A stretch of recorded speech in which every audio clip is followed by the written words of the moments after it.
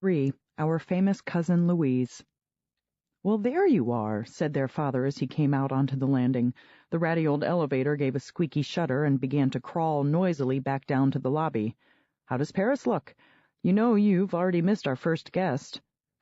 "The spy," said James. "We saw where he lives. There's a salamander on his door. When can we go up to the top of the evil tower?" "Excuse me?" said their father. "Spy? Salamander?" "That man with the dark glasses," said Maya. "We saw him downstairs. James thought he was a spy because of the—" "Oh, I see," said their father with a laugh.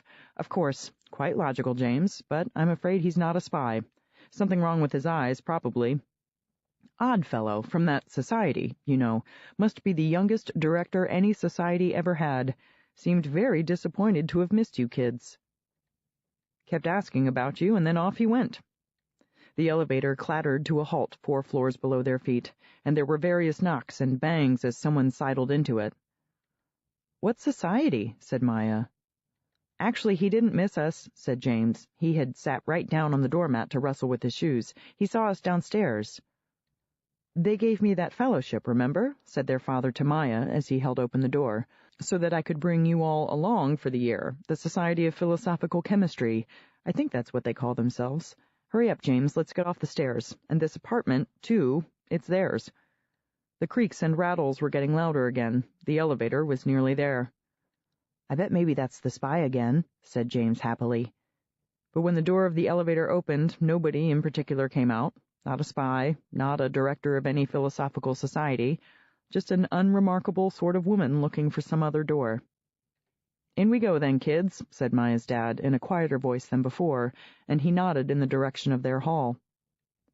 There was a nondescript sound from the landing, and then another, but they weren't the sort of sounds that leave a mark on the brain.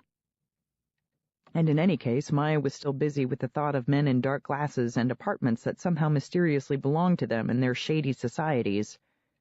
A hand was tapping her on the shoulder. "Excuse me," said the unremarkable woman for the 3rd or 4th time. "Would this be the appartement of Madame Sylvie Miller-Davidson?" Maya did turn around then and looked at her, or at least tried to. She was strangely hard to see. No color to her, somehow just an oddly muted effect, as if there were a curtain of frosted glass between Maya's eyes and her, or a kind of haze in the air almost. Just an ordinary sort of woman, but too vague to be properly ordinary, because ordinary people become more vivid when you pay attention to them, and this woman, well, you couldn't quite focus on her, somehow. Madame Sylvie Miller-Davidson. It sounded so strange in the woman's mouth, so bland and so foreign, both at once. "That's my mother," said Maya. "May I ask," said her father. "I wrote to her," said the woman. "I said I would be coming right away. I am," she added, "her cousin." And then she somehow trickled right by them, in through the door and down the hall. "My goodness," said Maya's father in a slightly weak voice. "At this rate, we'll have had 48 guests by Friday." Maya slipped under his arm and through the door. "Like clockwork, 1 per hour," he said, shooing James in after and shutting the latch carefully behind him, without the slightest bang. "But perhaps the pace will slow at night?" "Shh," said Maya. What had traveling done to her eyes? The salamander on that strange building had turned its head and flicked its brass tongue at her? It couldn't really have done that, but it had.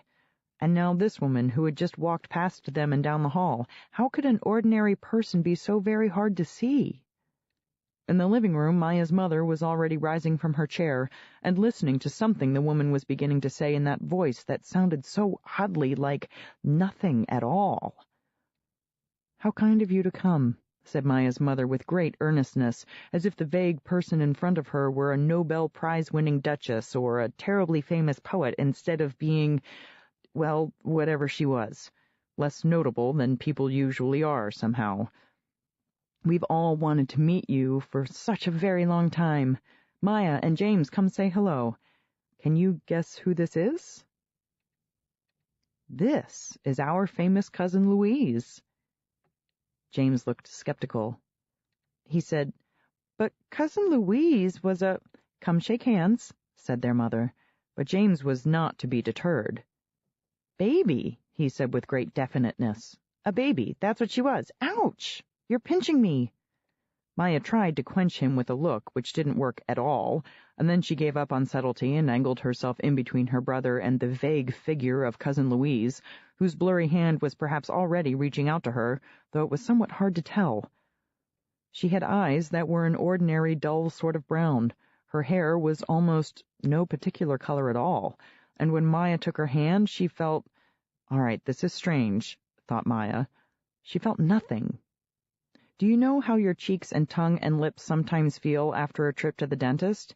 That was what it was like shaking Cousin Louise's hand. It was like the little bit of the universe containing Cousin Louise made everything around it just slightly numb.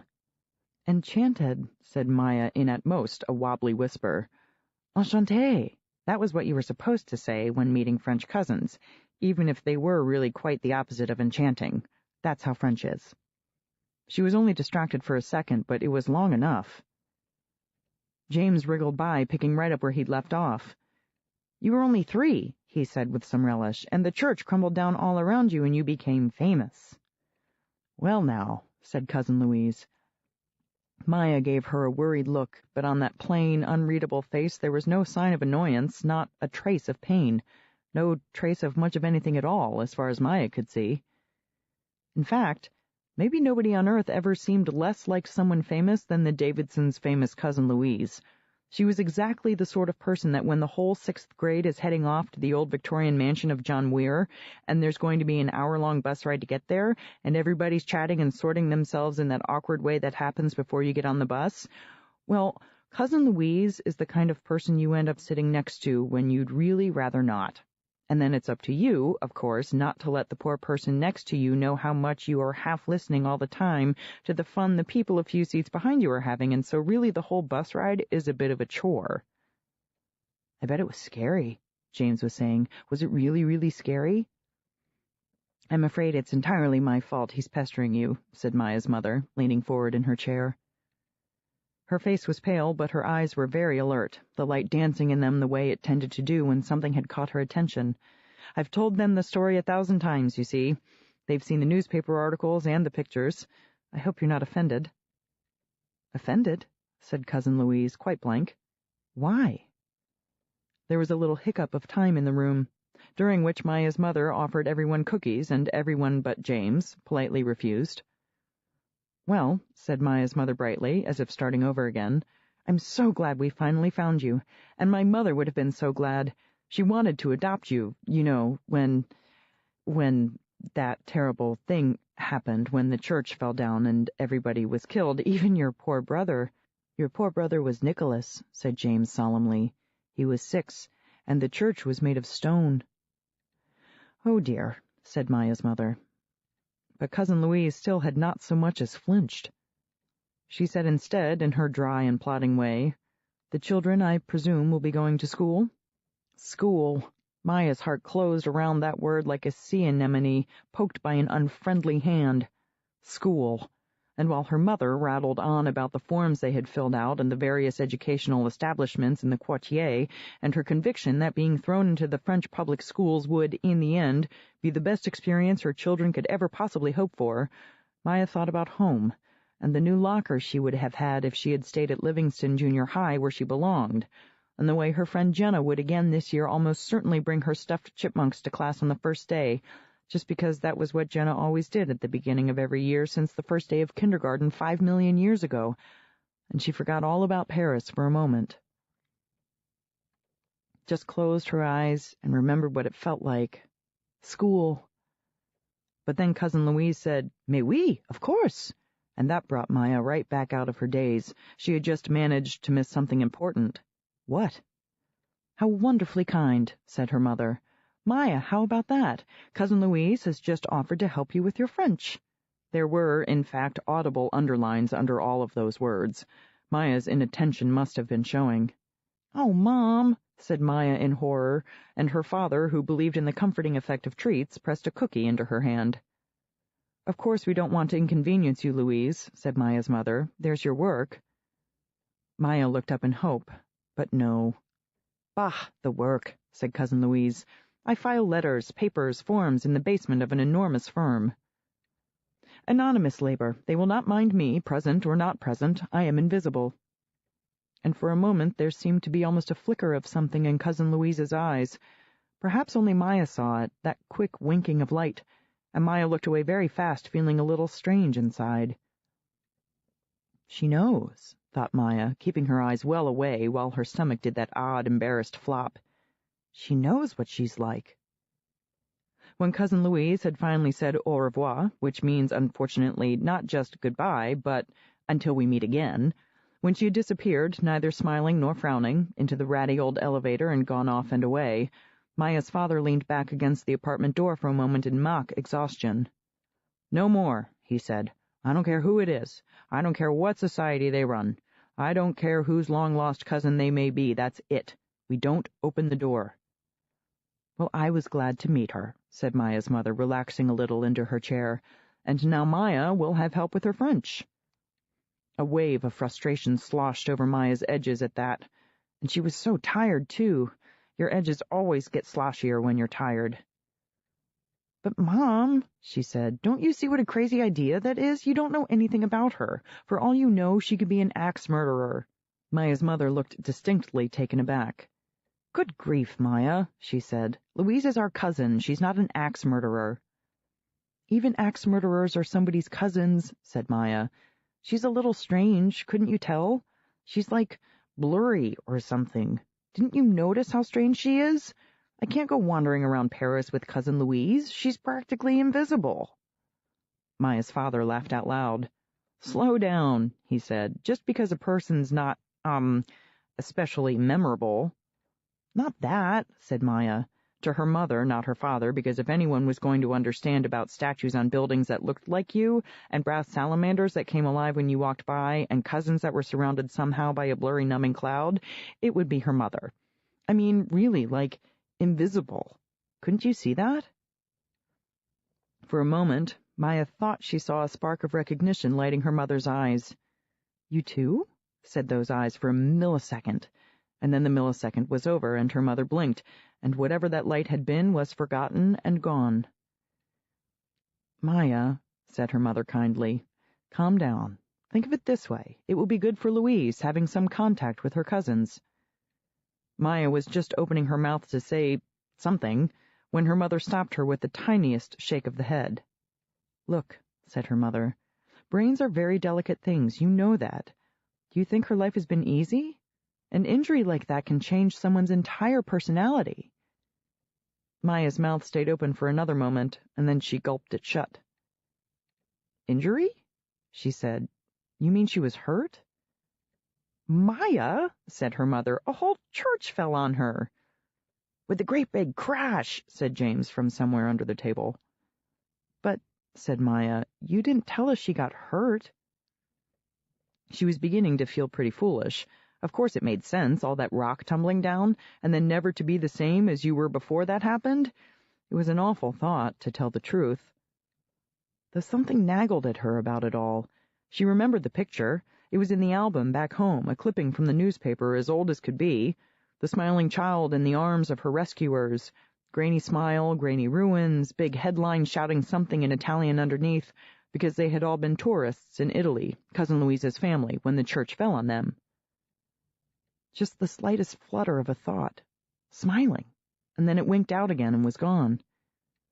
"It's probably something along the lines of autism," said Maya's mother, though she wasn't born with it. "Anyway, I know you'll handle things with your usual good sense. And now—" She yawned. "I'm taking a nap. Go look at your room, James, why don't you? It's right down the hall."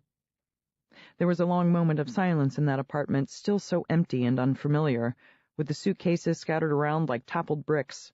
For the first time, Maya noticed the wall of the living room wasn't a straight line at all, but a long curve. Even the windows had a curve to them, and through the rippled glass she could see the street winding along and the windows of the building just across the way, with their fancy iron balconies, good only for potted plants, not people, and slate-colored roofs with more windows thrusting out from them. All in all, the place looked remarkably like, well, Paris. "Where's my room?" James was asking from farther and farther away. "Here? Is this it? Can I mess it up now?"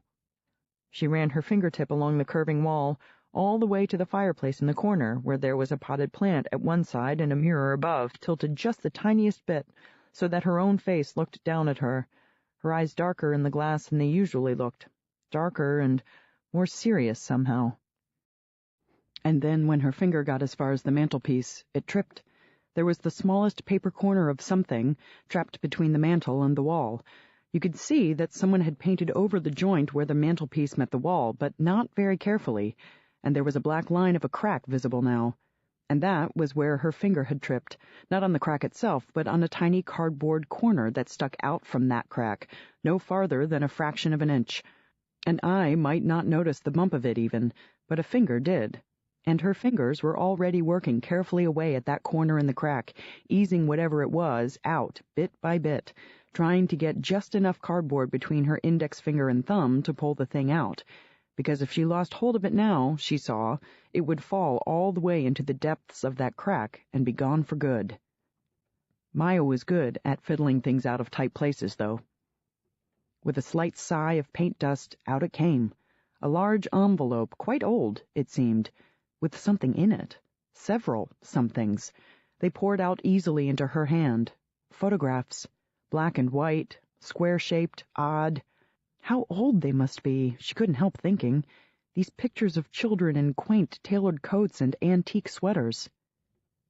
Walking along sidewalks, looking up into the camera with a smile and a wave. Alive, almost. Almost alive. She was tipping a photograph back and forth in her hand, watching it shimmer. A little girl, maybe 4 years old, with dark ringlets spilling out from under her tam, dark, sparkling eyes. Sparkling. Yes. "So what have you got there?" said her father, out of nowhere, almost. Maya jumped. "Bunch of photos," she said, hugging the envelope closer to her chest, but she held out a hand to give him a look. "Huh," he said, an appreciating sort of sound. "Cute kids. Used to live here, maybe. Nice old prints, too. Different emulsions back then, you know."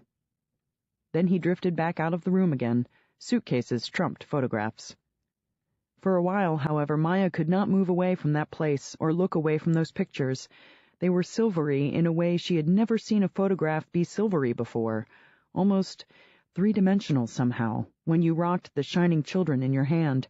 Not everything in those photos had that magical fullness. The trees, the sidewalks, the cobblestones in the background stayed flat, and even the other figures in the frame, the passers-by, the extras. But, oh, the beautiful, luminous children! Those children were like little flames of silvery depth flickering against the ordinary flatness of everything else, and some of the flames were brighter and deeper than others. On the backs of the photographs were neat notations in pencil, numbers followed by something that looked like a droopy X, 174X, 56.8X, and even 216X on the photograph of the ringleted girl. Adele, it said there, in fine and feathery script, and a date she could not read. 1951, maybe? 1957? Maya's breath caught in her throat, and her fingers tingled as she slipped the photographs back into the envelope they had been waiting in all this time. It was the strangest feeling that filled her now, after all that long day of travel, bronze salamanders, elegant young men in sunglasses, and cousins your eyes just slipped right over.